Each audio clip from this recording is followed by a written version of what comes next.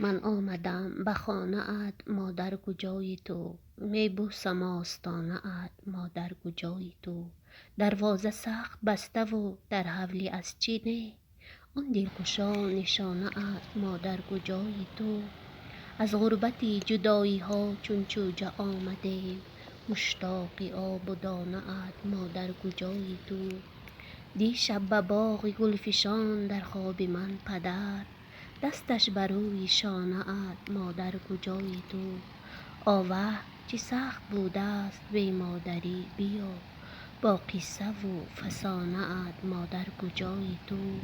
بی تو غریب و بی کس و آواره می میرم، با یاد آشیانه ات مادر کجایی تو.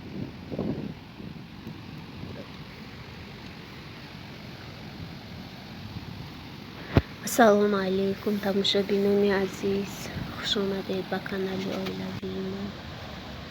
به شما تماشای خوش.